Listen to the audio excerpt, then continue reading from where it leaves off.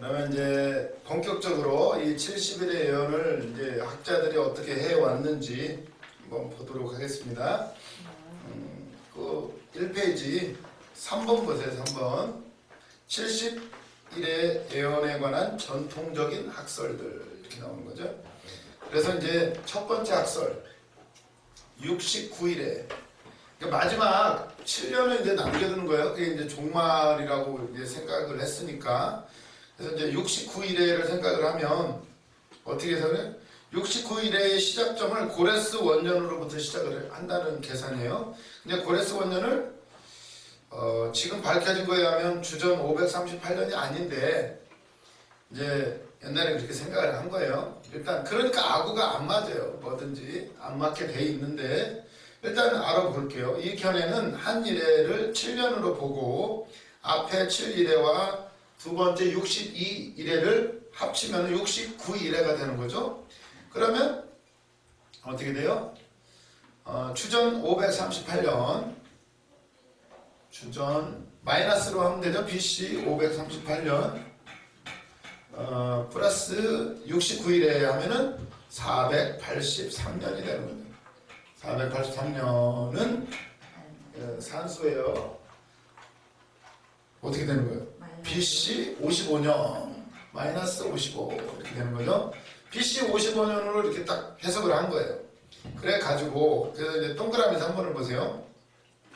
이 해석은 영인할 때라는 고레스 왕 영인할 때 고레스가 선포한 거죠. 다 돌아가라 성전을 지어라. 이 영인할 때부터 계산을 하는 거죠. 이 말을 고레스 왕의 선포로 해석하여 매우 합리적인 것 같은데 문제는 고레스는 성전을 재건하라고 했지 중건하라는 내용은 없기에 그 타당성에 의문이 제기된다. 이게 좀 뭐 말꼬리 잡는 것 같은데 아무튼 이게 이제 모든 학설은 단점이 있어요. 왜냐 아구가 안 맞으니까 지금 타당성의 의문이 제기된다. 또한 69일의 끝이 메시아의 탄생과 관계가 되어야 하나. 왜냐하면 여기 지극히 거룩하니가 기름 부음을 받으리라 이렇게 나와 있죠. 24절에 다니엘 9장 24절에 내 백성과 거룩한 성을 위하여 71회를 기한으로 정하였나니 허물이 그치면 죄가 끝나면 죄악이 용서되며 영원히 능에 들어가며 또 지극히 거룩하니가 기름 부음을 받으리라 이렇게 했는데 문제는 아니 메시아 탄생과 관계가 있거나 뭐라도 이게 그게 다야 이 말씀대로 이루어지는 거잖아요. 그러죠? 그런데 BC 55년은 예수님하고 무슨 관계예요? 예? 예수님은 그죠? 예수님이 기준이 되죠? BC와 AD를 나누는 기준은 예수님의 탄생을 우리가 두고 하는데 지금은 이제 모든 과학 입증에 의해서 예수님이 BC 옛날 학자들은 뭐 5년, 4년 이랬는데 이분은 정확히 계산을 했는데 BC 6년으로 나온다는 거예요. BC 6년 이렇게 되는데 옛날 학자들은 일단 이렇게 생각을 했어요. 그러면 0 BC 아니 AD 1년이 됐든지 아니면 뭐 예수님이 활동하기 시작한 30년이랄지 아니면 돌아가신 일단 예수님 33년이랄지 뭐라도 뭐 어디라도 이 끝이 다야 맞잖아요. 왜냐하면 거룩하니가 기름 부음을 받는다고 했으니까 이 다니엘서에 문제는 BC 55년에는 뭐 거기하고 연결될 만한 일이 없는 거예요. 그러니까 이 이론은 조금 그렇죠. 이 앞부분은 좋았어요. 영이 나라는 고레스 원년으로 시작하는 거 이거는 참 좋았는데 그렇게 했더니 이게 계산이 뭐가 이게 말씀하고 맞는 게 없어요. 그래서 69일회가 주전 55년이 끝나므로 예수 그리스도의 초림연대와 일치되지 않는 단점이 있다. 이 학설은 그래요. 동그라미 4번 그래서 이 학설은 이 기간을 고레스 원년을 시작하여 예수님까지로 보며 그 숫자에는 상징성의 큰 의미가 크므로 정확한 연대를 찾는 것은 무의미하다고 말한다. 그랬더니 이 학설을 주장하신 분이 이건 상징이지 무슨 뭐 꼭 딱 예수님이 태어난 데하고 딱 맞아야 꼭 이게 맛이냐 이러면서 그냥 상징이야 이렇게 하면서 이게 얼버무렸어요. 무의미하다. 이걸 거기에 맞춰야 되냐 이러면서 이렇게 했어요. 그럼 여태까지 계산을 뭐하러 했어요 그러면? 상징이라고 칠 거면 계산을 할 필요가 없죠. 그냥 동그라미 5번이 이렇게 나오는 거예요. 그러나 숫자로 계산을 하면서도 그것은 상징적인 것에 지나지 않는다고 말하는 것 자체가 모순을 안고 있다. 또한 이 계산을 71회로 세 구분하지 않고 분명히 가브리엘이 세 부분으로 나눠서 얘기를 했죠. 7일에 62일에 한 일회가 있다. 근데 이건 세 부분으로 나누지도 않았어요. 그래서 이 학설은 조금 문제가 많다 이렇게 하고 넘어가니까 그 다음에 두 번째 학설이 나왔어요. 두 번째 학설. 이제 수학 시간인데 두 번째 학설 아주 뭐 어떻게든 성경 말씀을 풀어보려고 이게 하나님의 말씀이 희한한 게요. 이게 일이 이루어지기 전까지는 누구도 예상을 할 수가 없어요. 하나님이 이렇게 가려 놓으시는 거예요. 이것도 지금 어떤 분이 연구를 해가지고 이 연대를 쫙 세우고 하는 바람에 이런 것들이 이제 드러나게 되는데 나중에 이제 이게 정확한 걸 얘기를 할 거예요. 물론 이것도 하나님은 어떻게 보실지 모르겠지만 우리는 그저 가장 좋은 것을 계속 생각해 보는 거예요. 이게 참 말씀이 그런 거예요. 그 일이 이루어지기까지는 어떻게 성취하실 것인지 하나님 가려놓으시면 인간이 아무리 노력해도 알 수가 없다는 거예요. 예수님의 재림에 대해서 아무리 알려고 해도 알 수 있나요? 하나님 마음인데 예수님도 모른다고 그랬는데 무의미해요. 무의미한데 이미 이건 지나간 일이기 때문에 우리가 한번 보는 거예요. 그리고 말씀을 왜 이게 지금 종말론하고 연결이 되니까 이걸 확실히 해결을 해놔야 요한계시록도 확실하게 과연 어떠한 말씀인지를 우리가 더 확실하게 알 수가 있게 되는 거예요. 그래서 이제 우리가 공부를 해보는 건데 이제 두 번째 학설이 나왔어요. 2페이지로 넘어가세요. 69일에를 느헤미야의 귀환으로부터 시작하는 계산법. 이게 어떻게든 예수님한테 맞춰야 되니까 기름 부음 아주 거룩한 이가 기름 부음을 받는다. 거기에 이제 어떻게든 맞춰야 되니까 이제 앞으로 당기는 거죠. 그래서 느헤미야의 귀환으로 이제 거기를 시작점을 잡아요. 그래서 동그라미 1번 69일에를 예루살렘을 중건하는 영이 난 때부터 메시아의 죽음까지로 보며 이 기간을 느헤미야가 귀환한 아닥사스다 제20년 주전 445년을 기산점으로 삼아요. BC 445년 마이너스 445 이걸 잡는단 말이에요. 왜? 예수님하고 어떻게든 맞아야 되니까 이제 이거 기산점을 옮겼어요. 그래서 여기다가 플러스 69일에 480년을 둬야 되는 거죠. 480년을 더 넣으면 어떻게 되죠? 넘어가네? 어떻게 되는 거예요? 예? 어떻게 되는 거야? 잠깐만 이게 뭐예요? 왜 483년을 했지? 483. 40. 앞에가 앞에 이거 두 개 합쳐가지고 530. 434하고 69일이니까 434하고 483이죠? 이걸 더했더니 어떻게 나오죠? 플러스 48이 되는 거죠? 네? 플러스 48. 이거 너무 넘어가 버렸네. 넘어가 버렸어요. 그러죠? 예수님은 적어도 AD 30년 이쪽 저쪽에 걸쳐야 되는데 지금 훌쩍 넘어가 버렸죠? 그랬더니 이제 뭘 사용하느냐? 이거는 말이지 365일을 잡는 게 아니고 360으로 계산을 해요. 1년을 동그라미 2번 보세요. 너무 훌쩍 넘어가 버렸어요.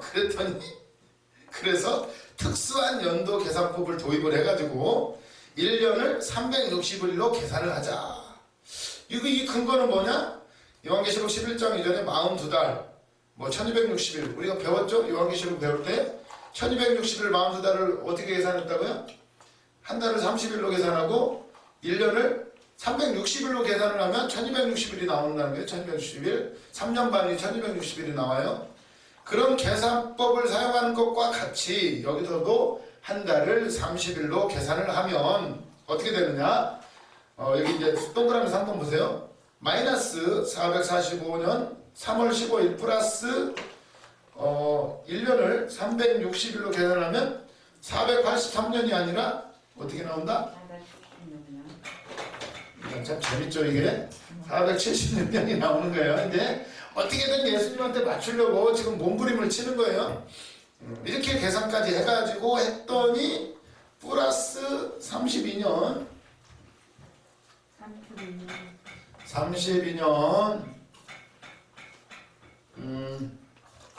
4월 6일 예수님의 예루살렘 입성 여기까지 딱 맞춘 거예요. 잘했죠?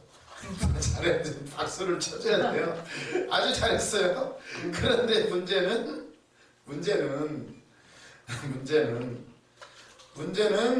4번 보세요. 동그라미 4번. 그러나 최근 연구 결과에 의하면 서기 원년은 실제 예수님의 탄생과 3년에서 5년 정도 차이가 나는 것으로 판명이 되었기 때문에 열심히 맞췄는데 틀려버렸어요.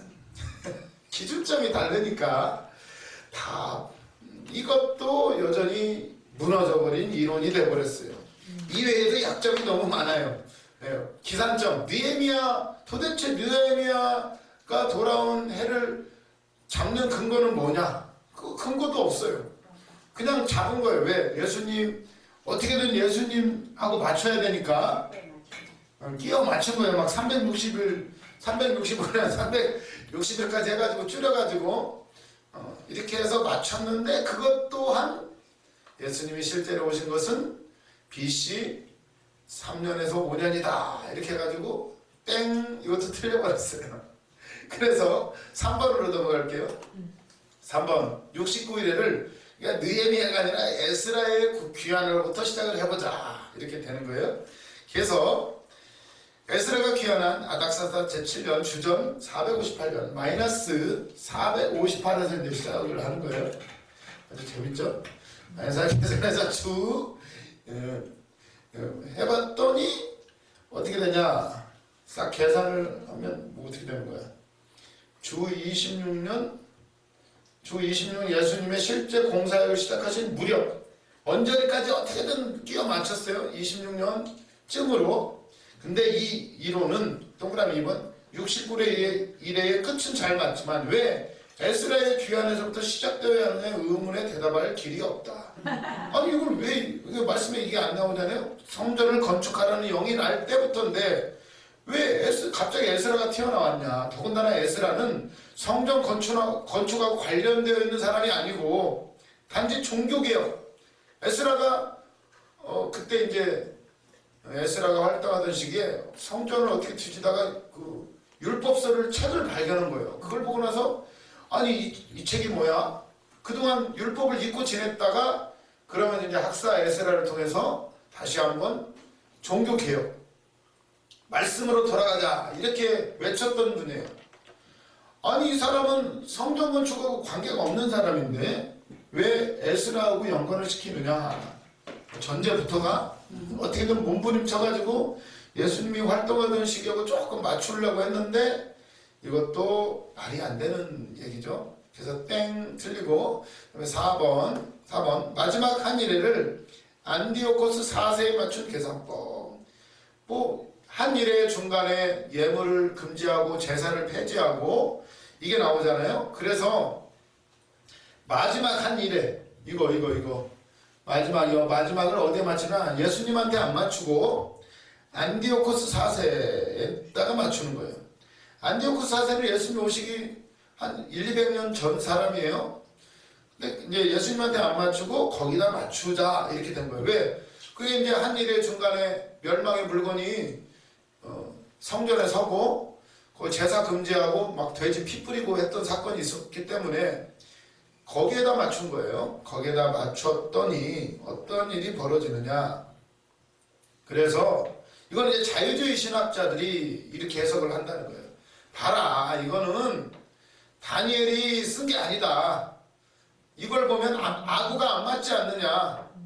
다니엘이 쓴 게 아니고 그 안디오코스 4세 때 그 무렵을 지냈던 환란을 겪었던 사람들이 누군가 이걸 써가지고 다니엘이 마치 예언한 것처럼 그렇게 한 거다 하면서 이거를 이제 이 안디오코스 4세가 활동했던 거기에 이제 이 마지막 이래를 맞추는 거예요. 거기다 끼워 맞춰서 이제 계산을 해 보니까 어떻게 되느냐? 동그라미 2번. 첫 7일의 시작은 70년 포로의 시작에서부터 포로 시작부터 해요. 그러니까 뒤로 확 당겨버리는 거죠. 그래가지고 이제 왜냐 여기를 안디오코스 여기에다 맞춰야 되니까 또 다 뒤로 물리는 거예요. 과거로 백투더 과거 퓨처가 아니고 과거로 이제 가는 거예요. 자유주의 신학자들이 이건 다니엘이 쓴 게 아니다 하면서 다 뒤로 물려버렸어요. 그렇게 되니까 이제 어떻게 돼요? 70년 포로 시작했을 때 예루살렘 재건의 예레미야 여인을 때 즉 주전 586년에서부터 시작이 돼요. 그렇게 해가지고 고레스 원년인 주전 538년까지 그리고 62일에는 고레스 원년부터 마카비 시대의 대제사장 오니아스 3세가 죽는 주전 171년까지 이렇게 끼워 맞추고 그리고 마지막 한 일에는 안디오코스 4세 활동 시대로 끼워 맞춰요. 어떻게 돼요? 이거 3번 보세요. 동그라미 3번. 그래서 첫 번째 것은 마이너스 BC 587년에다가 기산점을 잡고 이제 그다음에 77은 49, 49년을 더하면 87, 머리 아프. 마이너스 538, BC 538년 여기다 딱 끼워 맞추고 그리고 여기까지는 대충 어떻게 맞춰 들어가죠 지금? 그 다음에 마이너스 BC 538년 플러스 434년을 하면은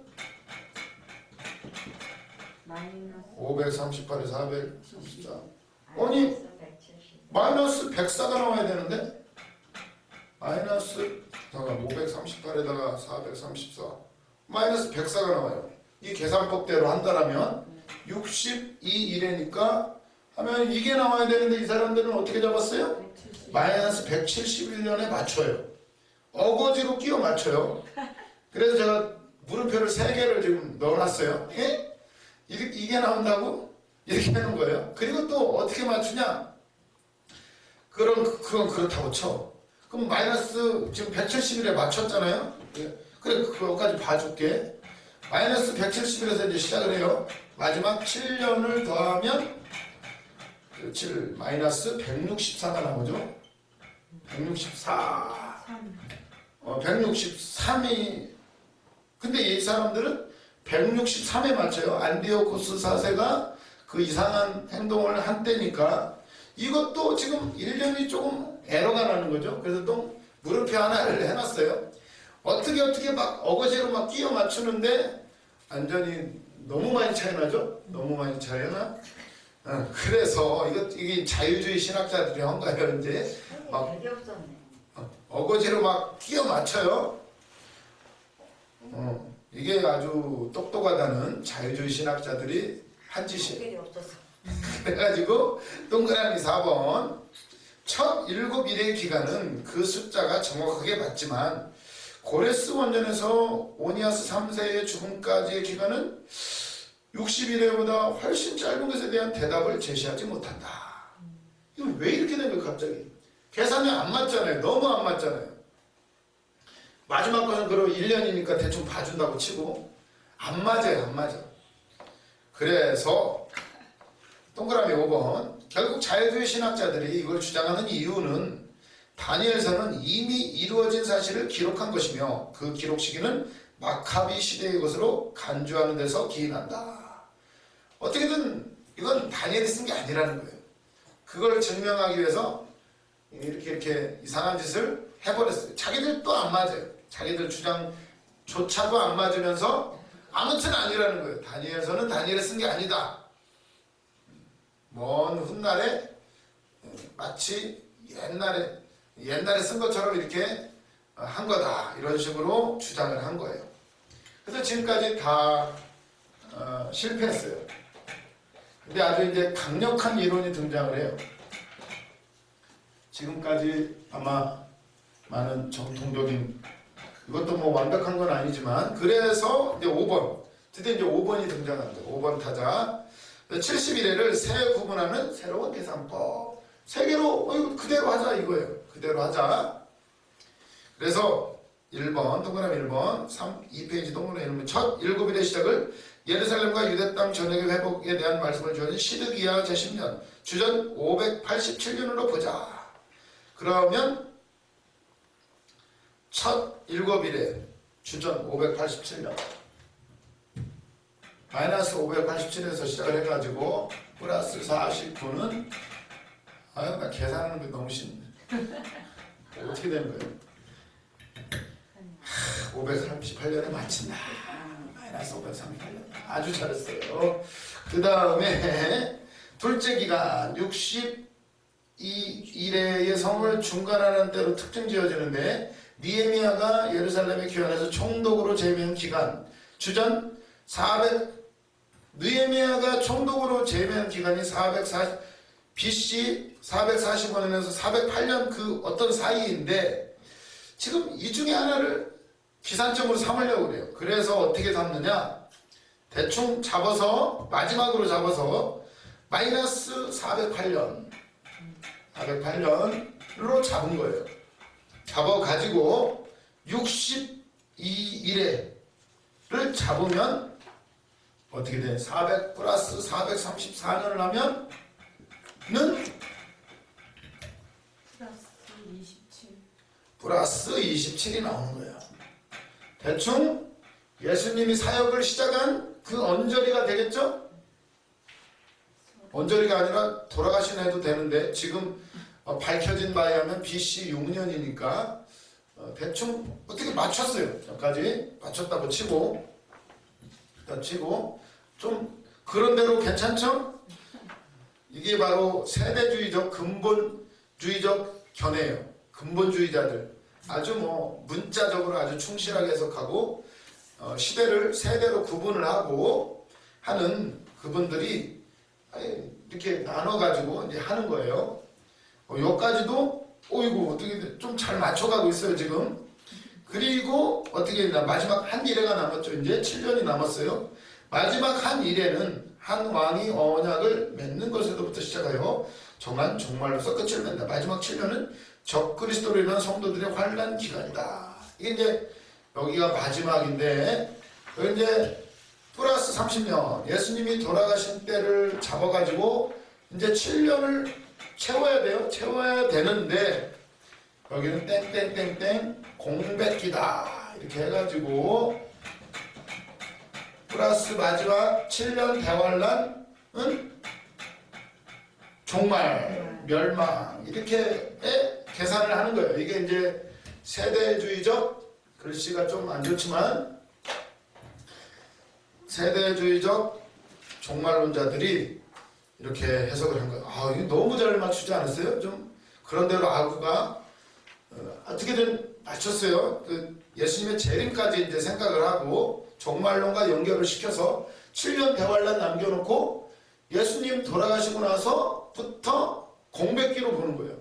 지금은 언제 올지 모르지만 7년 대환란 하나 남겨놓고 지금은 쫙 예수님 돌아가신 이후로 쫙 쉬는 시간 이렇게 되는 거예요. 이렇게 보고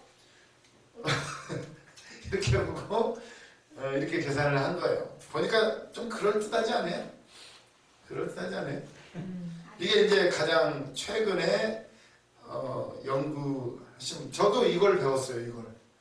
이걸 우리 신학교 교수님으로부터 정말 아주 막 이거 듣고 나서 저는 우와 이거다.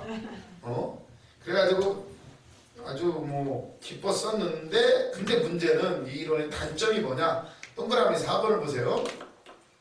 이 이론의 단점은 7일회와 62일회 사이 아니 보세요. BC 538년에 끝나는데 여기는 갑자기 BC 408년에서 시작을 해요. 533, 한 130년 차이가 나는 거죠. 왜 7일에와 60일의 사이에 이렇게 공백기가 있냐 말이에요. 100년이 넘게 공백기가 있어요. 왜 갑자기 여기서 시작해요? 그죠? 공백기가 많아요. 그리고는 아예 이 마지막에는 공백기가 더 많죠. 60일 그리고 마지막 62일과 마지막 한 일의 사이에 이게 공백기가 왜 이렇게 많아? 이게 문제예요. 이게 공백기. 지금 2000년이 흘렀죠. 지금 공백기가 2000년이 지금 넘어가고 아니 아직 안 넘어갔나? 30년 빼면 2020년 1990년 정도 90 공백기가 너무 많아. 이게 문제. 이거 간격을 어떻게 메울 거예요? 그럼 계산 뭐하러 했어요 지금까지? 공백기가 너무나 많은데 어떻게 그리고 60일의 시작점을 주전 408년으로 왜 갑자기 잡았고 이거 어떻게 잡을 수 있는 거예요? 이게 뭐 느헤미야가 총독으로 재임한 주전 445년에서 408년 사이로 잡았는데 어디로 잡건 간에 이게 왜 이렇게 공백기가 많이 생기냐는 거예요. 이건 좀 아니지 않느냐. 그리고 대환란이 7년이라는 것은 성경 어디에도 다른 데 나와 있지 않는데 왜 갑자기 7년 대환란 찾고 공백기 찾고 이렇게 하느냐. 이런 문제가 생겨요. 그리고 이런 문제들. 저는 어떻게 배웠냐면 이 공백기는 왜 생겼느냐 그랬더니 교수님이 그러시더라고요. 공백기는 인류의 역사는 중심지가 어디예요? 중심지가 어디야? 여기 예루살렘이죠. 예루살렘 그것도 어디? 성전이 있어야 역사가 움직인다는 거예요. 근데 성전이 부서졌기 때문에 그때 제가 배울 때는 AD 70년에 이렇게 어떻게 언저리에 걸쳐가지고 성전이 무너졌기 때문에 지금 공백기라는 거예요. 성전이 무너졌기 때문에 딱 7년 하나 남겨놓고 이걸 아구를 거기다 맞췄어요. 지금 이거하고 좀 다른데 제가 배울 때는 그렇게 배웠어요. 성전을 통해서 하나님은 일하시는데 성전이 무너졌기 때문에 멈춘 거다. 그래서 여기 공백기도 어떻게 해석을 하냐면 이 중간에 또 공백기가 있을 때 100년이 넘게 거기도 어떻게 해석을 하냐면 솔로몬 성전이 무너졌죠. 그거를 역사의 공백기로 보는 거예요. 그리고는 나중에 돌아와서 포로 생활에 돌아와서 성전을 건축할 때부터 카운트다운 해가지고 맞춘 것이 이제 그 디도 장군이 AD 70년에 무너뜨릴 때까지를 딱 맞추더라고요. 어떻게 아구를 맞춘 다음에 성전이 무너졌기 때문에 역사가 진행이 안 된다. 지금 딱 7년 남았다 이러시면서 교수님 뭐라고 그러셨냐면 그러니까 우리는 항상 예루살렘을 지켜봐야 된다. 성전이 지어지면 이제 카운트다운이다. 와, 그 얘기를 듣는 순간 와, 이거다. 이렇게 확실하고 아구가 딱딱 맞는 거예요. 성전을 중심으로 역사가 진행이 된다. 예루살렘에 성전이 서야지. 그래서 지금 트럼프나 뭐 유대인들 이런 사람들 막 성전 지으려고 그렇게 하잖아요. 전쟁 막 가자 지금 팔레스타인에서 막 전쟁 맨날 일어나는 게 지금 거기 성전만 지금 차지를 못한 거예요. 그 어떻게든 하려고 하는데 지금 뭐 재료까지 다 준비해 놨다잖아요. 성전 재료까지 싹 준비해 놓고 딱 짓기 시작하면 뭐 몇 달이면 금방 지어버린다잖아요. 다 조립만 하면 된다고 그러는데 아니 우리 교수님한테 그걸 듣고 나서 야 이거다 저는 그렇게 생각을 했어요. 근데 이 이론이 문제가 있어요. 뭐가 문제? 그러면 우리는 성전 언제 짓나 이것만 보고 있으면 돼요. 예수님이 언제 오시나는 너무나 당연한 거야. 성전 딱 짓기 시작하면 7년 딱 되면 끝나는 거죠. 그럼 예수님이 언제 오시는지 우리가 알 수가 있는 거예요. 하나님은 그렇게 하실까요? 절대 그렇게 안 해요. 지금까지 요한계시록 공부하고 뭐 해봤지만 항상 하나님은 모르게 하셔요. 미래를 우리의 눈을 가려놓으시고 나중에 지나고 나야 아하 하나님이 말씀대로 이루셨구나 이렇게 하시지, 그러지 않나요? 우리도 꿈꾸고 뭐 애원받고 이러면 하나님 주셔도 그게 이루어지고 나서야 그게 이거였구나 이러지, 뭐 다 알고 움직이나요? 우리가 대충 뭔지는 알고 우리가 소망을 가지고 낭망하지 않고 끝까지 열심을 내는 거지. 그래서 이것도 문제가 있죠. 당연히 카운트다운을 성전 지금 7년만 남겨놨다는 거예요. 그 이론에 의하면 그것도 조금 문제가 있어요. 그렇죠? 그것만 바라보면 돼. 성전만 안 지으면 돼요. 그럼 성전 안 지으면 예수님 영원히 안 오시나요? 예루살렘 성전 못 지으게 우리는 방해해야 돼요. 왜 전도 많이 하고 아직도 살릴 사람이 많으니까 그 말이 안 되는 얘기죠.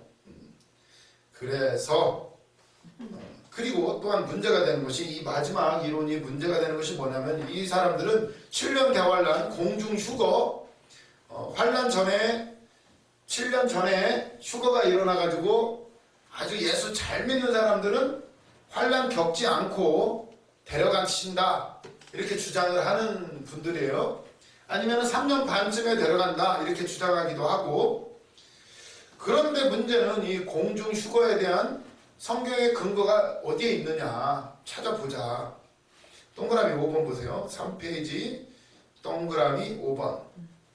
또한 공중 휴거에 대한 가장 확실한 성경적 근거는 데살로니가전서 4장 17절인데, 데살로니가전서 4장 17절을 보시면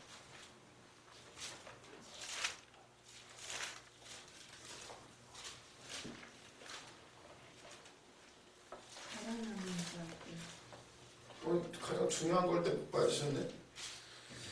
뭐 공백기가 있는 거니까. 데살로니가전서 4장 17절을 보시면, 그 후에 우리 살아남은 자들은 그들과 함께 구름 속으로 끌어올려 공중에서 주를 영접하게 하시리니 그리하여 우리가 항상 주와 함께 있으리라. 그러므로 이러한 말로 서로 위로하라. 그들이 주장하는 공중 휴거에 대한 아주 직접적인 규정, 여기 말씀은 데살로니가전서 4장 17절인데, 이거를 문맥을 잘 살펴보면 이게 휴거에 대한 얘기가 아니에요. 사실 보면은 본문을 자세히 살펴보면 7년 대환란 전에 성도들이 공중으로 휴거되어 지상에서 환란의 기간 동안 공중에서는 주님과 함께 혼인잔치한다는 그런 말씀이 아니에요. 이게 데살로니가전서 4장 이 부분이. 그리고 데살로니가전서 4장 13절부터 보시면 이게 어떤 과정에서 나오는 말씀이냐 보면, 형제들아 자는 자들의, 죽어있는 자들에 관하여는 너희가 알지 못함을 우리가 원하지 아니하노니 이는 소망 없는 다른 이와 같이 슬퍼하지 않게 하려 함이라. 왜? 순교한 사람들이 많았어요. 그러니까 그들이 슬퍼하면서 막 슬퍼한 거예요. 주님이 오시는데 아니 저 죽은 먼저 가신 분들은 어떻게 하나 막 이러면서 고민하니까 바울이 슬퍼하지 마라. 왜? 14절 보시면 우리가 예수께서 죽으셨다가 다시 살아나심을 믿을진데 우리가 예수의 부활을 보았고 믿었지 않느냐. 그럴진데 이와 같이 예수 안에서 자는 자들도 하나님이 그와 함께 데리고 오시리라. 예수님이 오실 때 그때 다 같이 올 건데 만나게 될 건데 슬퍼하지 말라는 거예요. 그러면서 15절 우리가 주의 말씀으로 너에게 이것을 말하노니 주께서 강림하실 때까지 우리 살아남아 있는 자도 자는 자보다 결코 앞서지 못하리라. 주께서 호령과 천사장의 소리와 하나님의 나팔 소리로 치니 하늘로부터 강림하시리니 그리스도 안에서 죽은 자들이 먼저 일어나고 그 후에 우리 살아남은 자들도 그들과 함께 구름 속으로 끌어올려 공중에서 주를 영접하게 하시리니 그리하여 우리가 항상 주와 함께 있으리라. 그러므로 이러한 말로 서로 위로하라. 이렇게 나오죠. 먼저 가신 분들을 슬퍼하니까 슬퍼하지 마라. 야, 그 죽은 사람들 오히려 복되다. 그들이 먼저 일어나고 우리도 끌어올려져서 공중에서 함께 그 주를 영접할 것이다. 이렇게 말하는 과정 속에서 나오는 말씀이에요. 그런데 이 세대주의 종말론자들은 이거를 휴거다. 이걸 갑자기 이걸 연결시켜가지고 다니엘서하고 결합을 시켜가지고 7년 대환란 찾고 여기에 이제 휴가가 있을 것이다. 이렇게 주장을 하는 거예요. 그래서 이것은 데살로니가전서 4장 13절 이하는 살아있는 성도들이 죽은 성도들에게 마치 소망이 없는 것처럼 슬퍼하는 것에 대한 바울의 꾸지람이지 환란 전 휴가에 대한 글이 아니다. 이렇게 우리가 생각해 볼 수가 있는 거예요. 그래서 이 학설도 공백기도 너무나 많고 어거지로 아무튼 끼워 맞추긴 끼워 맞췄는데 너무 이거 7년 대환란하고 휴거에다 맞추려다 보니까 무리가 많아요. 무리가 많아. 공백기도 많고 또 뭐 성전을 건축하면 그때부터 시작된다는 얘기 등등 기타 등등 뭐 그럴 듯 저는 이거 듣고 뭐 완전 복음이다. 이렇게 확실하다. 뭐 알고 해요. 이거 처음 들었으면 아마 그러셨을 거예요. 우리가 지금 요한계시록 공부하고요 여러 가지 하다 보니까 결국 하나님은 미래를 감추시는 게 하나님의 그건 하나님의 주권이죠. 그걸 몰라야 우리가 기도하고 하루하루 기도 생활하고 묻고 가고 하는 거지. 다 알고 가면 뭐 인생 뭐 의미가 없죠. 그거는 의미 없는 거예요. 그래서 하나님은 우리 인생을 통해서 진짜 네 마음이 어디에 있는지 보시는 건데 그래서 광야길을 걷게 하신 거 아니에요? 광야길을 걷게 하시고 너희들을 먹이고 입히는 것이 다 너희들을 시험하기 위함이었다. 그래야죠. 그래야 천국과 지옥 우리가 그 앞에 섰을 때 하나님이 달아보실 수가 있는 거예요. 그래서 이렇게 여기까지 이제 그동안 있었던 71회에 대한 왜 이렇게 다니엘서의 문제점이 이거예요. 9장 71회 완상을 어떻게 해석하느냐. 지금까지 이런 해석들이 있어 왔는데 아구가 안 맞는다. 어떻게든 끼워 맞추지만 결국은 또 안 맞았어요. 그리고 중요한 거 이제 문제가 뭐가 있냐면 다니엘서 진짜 다니엘이 썼냐 이거 가지고 아까도 얘기했죠. 자유주의 신학자들이 다니엘이 안 썼다는 거예요. 어떻게 이렇게 세세하게 예언을 하냔 말이에요. 어차피 그 사람들은 믿음이 없는 사람들이니까 아주 그냥 성경을 달달달달 아주 문학작품으로 읽어요. 그러니까 성경 안에서도 하나님 말씀 있고 하나님 말씀 아닌 게 있어가지고 다 빼고 넣고 빼고 하는 분들이 자유주의 신학자들이에요. 요한계시록에 뭐라고 나오죠? 빼지도 말고 더하지도 말고 그랬는데 넣다 뺐다를 해요. 이건 하나님 말씀이고 저건 아니고 기고 아니고 기고 이런 사람들인데 그래서 거기에 대해서 대답을 하겠다는 거예요. 다니엘서의 저자는 다니엘이 맞는가? 3페이지 보세요. 1번 비평학자들은 자유주의 신학자들은 이렇게 공격을 한다. 다니엘이 쓴 게 아니다. 1번 보세요. 방가로 1번 주 3세기 주후 플러스 300년경이죠? 플러스 300년경 주 3세기 이때가 이제 기독교가 공인되기 그 언저리죠? 콘스탄틴 대제가 300 몇 년이죠? 13년. 네? 13년. 313년에 네, 그쯤에 있는 이 어떤 학자가 나왔던 거예요. 그러면서 주 3세기 아마 공인되기 전이었던 것 같아요. 기독교를 200년에서 300년 사이니까 공인되기 전이죠. 기독교를 공격했던 신플라톤주의 철학자 아주 뭐 공부 많이 하신 철학자 한 명이 포필이라는 철학자가 포필이 이름도 참 희한한데 포필이라는 철학자가 이런 주장을 하는 거예요. 다니엘이 예언한 것이 아니라 이미 일어난 일 마치 미래에 일어난 일인 것처럼 묘사했을 뿐이다. 이렇게 주장을 하면서 주전 2세기 중반에 안디오코스 4세 때 핍박을 받았을 때 기록한 거다. 그때를 지내던 유대인이 기록한 거. 우리가 지금까지 계속 얘기 나눴던 그 사람이 기록한 거다 이렇게 주장을 했어요. 한번. 이게 잠잠하다가 이 주장이 1500년 동안 묻혀 있다가 18세기에 접어들면서 18세기는 르네상스를 지나고 이제 산업혁명이 시작되나요? 이성이 발달하고 철학이 발달하고 뭐 칸트, 헤겔 뭐 이런 사람들 막 쭉 나오기 시작하면서 이제 다시 이제 비평, 자유주의 신학이 아주 활발하게 전개가 되죠. 그 그때 많은 학자들이 다니엘서는 주전 마이너스 165년에 썼다. 이렇게 그 누군가가 썼다. BC 600년경이 아니라 BC 165년경에 그 누군가가 썼다. 이렇게 결론을 자기들끼리 지었어요. 이렇게 돼가지고 이제 막 이렇게 학설이 있었던 그들이 주장하는 근거는 2번 보시면 또한 이들은 다음과 같은 이유로 다니엘서는 문제가 많다고 주장을 했다. 동그라미 1번 다니엘은 자신이 유다의 여호야김 왕이 오른 지 3년 되던 해 BC 606년경에 바벨론으로 끌려갔던 무리들 위에 있었다고 기록이 되어 있는데 그런데 그 강제로 끌려간 거에 대하여 다른 성경 어디에도 기록이 없고 바벨론에도 기록이 남아있지 않다는 거예요.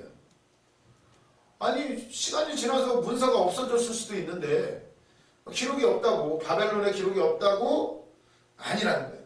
또 이렇게 주장을 하고 2번 바벨론의 기록에 하면 나보니두스가 바벨론의 마지막 왕이었다는 거예요. 나보니두스가 아까 표 나눠준 거 있죠? 여기 보시면 표 어디 있어요?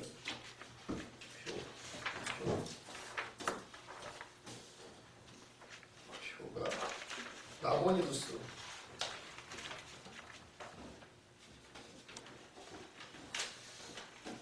표를 보시면 어디 갔지? 그것만 쏙 빠졌네. 여기 있네. 아, 이 표를 보세요. 표를 보시면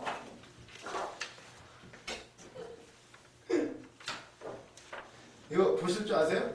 맨 위에 보세요. 남유다, 애굽, 바벨론, 아스르, 메데, 페르시아 이렇게 나와 있죠? 바벨론 부분 보세요. 푸르스름하게 되어 있고 나보폴라사르 이분이 이제 바벨론을 처음 세우신 분이에요. 나보폴라사르 쭉 나오고 느부갓네살 중간에 크게 있고 그리고 밑에 네리글리살하고 나보나이두스 이게 나보 나이두스. 아무튼 그 사람이에요. 이게 마지막 왕인데 이 사람이 마지막 왕인데 바벨론 아니 이 다니엘서를 보면 어떻게 나와 있죠? 그 왜 손가락 하나가 나오죠? 벨사살 왕이 그 하나님의 그 술잔으로 성전 물건을 가지고 술잔에 술 따라 마실 때 손가락에 쓱 나타나가지고 메네메네 데겔 우바르신 딱 하면서 넌 끝났다. 그 밤에 죽어요. 죽어. 마치 벨사살 왕이 바벨론의 마지막 왕인 것처럼 이렇게 그 다니엘서가 기록을 했는데 그런데 역사상 사실은 벨사살이 마지막 왕이 아니고 나보나이두스가 마지막 왕인데 이거 봐라 틀리지 않느냐 이러면서 다니엘서는 잘못됐다 이렇게 주장을 하는 거예요. 이것도 이제 다 근거가 있어요. 이제 일단 그렇게 한다는 거예요. 자유신학자들이. 그리고 동그라미에서 한번 다니엘서에서는 바벨론의 벨사살로부터 왕권을 빼앗은 페르시아의 첫 번째 왕을 메데 사람 다리오라고 밝히고 있는데 그런데 다리오 1세는 메데 사람도 바벨론으로부터 정권을 뺏은 사람도 아니다. 여기 보세요. 표를 보시면 다리오 1세를 찾아보세요. 어디에 있어요? 페르시아 쭉 내려가 보면 다리오 1세 크게 안 보이세요? 고레스 밑에 있죠? 근데 거기하고 어디야? 그 메데 다리오 아니 이게 멸망하는 때하고 이게 아구가 안 맞아요. 연대가 이게 뭐냔 말이에요. 메데 사람 다리오가 나라를 얻은 걸로 다니엘서는 기록이 되어 있는데 이 역사를 보면 안 맞는다는 거야. 안 맞는다는 거. 그러니까 다니엘서는 잘못했다. 이런 얘기 들으면 시험 들지 않아요? 진짜네? 안 맞네? 이렇게 된단 말이에요. 근데 이거는 역사를 몰라서 그래요. 그게 아직 연구가 안 돼 있을 때 얘기인데 지금은 다 밝혀졌어요. 나중에 보기로 하고 그리고 동그라미 4번 문제는 이게 가장 저기죠. 10장에서 12장 읽어보셨어요? 다니엘? 10장에서 12장 보면 아주 세세하게 누가 누구하고 결혼하고 어떻게 되고 또 어떻게 싸우고 또 누가 아주 복잡해요. 10장에서 12장 어떻게 그렇게 마치 본 것처럼 예언을 해놨다는 거예요. 아, 자유주의 신학자들은 믿음이 없는 사람들이에요. 아, 이건 있을 수 없는 일이라는 거예요. 어떻게 이렇게 예언을 하냔 말이에요. 그래서 다니엘서는 잘못됐다. 다니엘이 쓴 게 아니다. 후세대 사람이 마치 다니엘이 쓴 것처럼 가짜로 쓴 거다. 이렇게 주장을 하는 거예요. 그런데 우리는 아주 믿음이 좋죠. 우리는 그거 아니어도 믿지만 그래서 3번 보시면 그러나 이런 비평학자들의 주장은 이미 많은 학자들을 통하여 1, 2, 3번은 이미 입증이 되었고 그리고 4번의 문제는 아니 하나님은 다 아시지. 느부갓네살만 꿈도 주신 분도 하나님이시고 알게 하신 분도 하나님이신데 이거는 아니 예언을 할 수 있는 거지. 이거는 뭐 비판거리가 되지 않는다. 이렇게 말을 하는 거예요. 그래서 4번 보시면 이와 같이 신학적인 선입견에서 비롯된 문제제기는 하나님께서는 필요에 따라서 그분의 종에게 미래에 대한 구체적인 예언을 주신다고 고백하며 믿는 자들에게는 별 문제가 되지 않는다. 이렇게 하는 거죠. 문제 안 돼요. 우리한테는. 우리는 믿으니까. 그래 우리는 이제 다니엘서의 역사성에 대해서 보겠다는 거예요. 이게 맞는가 진짜. 읽어보세요. 보시면 이게 입증이 되는데 1번 4페이지 보세요. 다니엘서의 본문은 이게 나중에 나눠보겠지만 앞부분은 히브리어로 돼 있어요. 뒷부분은 중간부터 아람어로 돼 있어요. 아람어로. 이게 또 논쟁거리가 되죠. 이거 봐라. 중간에 누가 끼워 맞춘 게 아니냐 이렇게 할 수가 있는데 그게 아니라는 거예요. 문제는 어떤 게 있냐면 1번 다니엘 본문은 히브리어로 일부는 아람어로 작성되어 있다. 그런데 히브리어 단락의 중요한 특징은 그리스어 단어가 하나도 없다는 거예요. 그리스 단어. 아니 이 사람들이 주장한 게 뭐예요? 그리스 시대의 사람이 쓴 거다 주장하는데 놀라운 건 다니엘서는 그리스 단어가 하나도 없다는 거예요. 이것만 봐도 뭐 억지로 했다? 아니에요. 그리고 아람어로 써진 부분에서는 단 하나의 페르시아 단어가 포함되어 있긴 한데 이거는 왜냐하면 아람어는 그 당시 국제 언어였다면 지금의 영어처럼 국제 언어였기 때문에 서로 물건을 사고 팔다가 그 물건 이름이었어요. 물건 이름. 딱 한 단어가 있는데 그거는 문제가 안 되는 거예요. 그러니까 페르시아 단어도 하나도 없고 그러니까 바벨론 시대에 써진 거죠. 다니엘서가. 그러니까 트집 잡지 말라는 거예요. 메데 시대에 써진 거고 메데 다리오 때 써진 거지 이거는 헬라 제국 그게 말 같자는 소리 하지 말라는 거예요. 그리스 단어 하나도 없을 뿐만 아니라 페르시아 단어도 하나 있긴 한데 그것 또한 그 당시에는 국제 언어가 아람어였다. 이걸 주장하면서 그러면은 이게 말이 안 된다는 거 아니에요. 그러므로 다니엘서가 BC 165년에 써져 있다는 것은 말이 안 된다. 이거는 다니엘이 쓴 게 맞다. 이렇게 주장을 하는 거예요. 그리고 2번 느부갓네살의 아들인 벨사살의 역사성. 문제는 문헌에 벨사살이라는 이름이 없다는 거예요. 그 바벨론 역사 책에. 아니 벨사살이 이게 뭐야 이렇게 하는데 근데 발견이 돼버린 거예요. 옛날에 발견이 안 되다가 나보니두스 왕의 원통 비문에 이름이 나와버렸어요. 기념 비문에 벨사살이라는 이름이 나왔고 근데 기념 비문에 벨사살이 2명이라는 게 2명. 근데 이게 나보니두스 아들로 나오는데 문제는 다니엘서의 벨사살은 느부갓네살의 아들인데 이게 어떻게 된 거냐. 그래서 결국 현재 연구에 의하면 바벨론 역사에 벨사살이라는 왕은 2명이 있었다는 거예요. 벨사살 1세, 2세. 그래서 느부갓네살 아들 벨사살이 있고 나보니두스의 아들 벨사살이 있다. 이렇게 이제 밝혀진 거예요. 그래서 이것도 이제 다니엘서는 다니엘이 쓴 게 맞다. 이렇게 되는 거죠. 그 다음에 3번 메대인 다리오의 확인. 아니 메대 사람 다리오가 아니 페르시아 사람인데 왜 다리오가 메대 사람이냐고 말하냐고 이제 이렇게 하는 거예요. 아 이것까지 해야 돼 말해야 돼. 5시 50분 해요? 할게요. 그러면 죄송합니다. 메데인 다리오는 이거는 이제 그 유진 폴스트리 이분이 연구해서 밝혀진 거예요. 그래서 보면 메데인 다리오는 이건 다른 어떤 책에도 안 나와요. 이분이 밝혀낸 건데 이분이 박사학위가 없기 때문에 인정을 못 받을 뿐이에요. 박사학위가 없으니까 이걸 가지고 많은 신학교를 찾아다녔대요. 근데 이렇게 밝혀졌다. 그랬더니 그분들이 처음에는 오 신기하네 이러다가 무시하시더래요. 왜냐? 자기들이 쓴 논문, 자기들이 쓴 책 이게 다 가짜가 돼버리니까 다 모른 채 해버린대요. 그렇다고 치고 우리는 아무튼 밝혀졌다니까 공부를 해볼게요. 그래서 보면 메데인 다리오는 다니엘서 주전 BC 574년 벨사살의 죽음에 이른 바벨론의 지배자로 언급이 된다. 이거 설명을 하면 복잡한데 다음 시간에 하도록 하겠습니다. 이게 왜 복잡해요? 왜냐하면 이게 혼인관계가 있고 요 부분 좀 이따 밥 먹으면서 설명해 줄게요. 여기까지 마치도록 하겠습니다. 기도하겠습니다. 주님 감사합니다.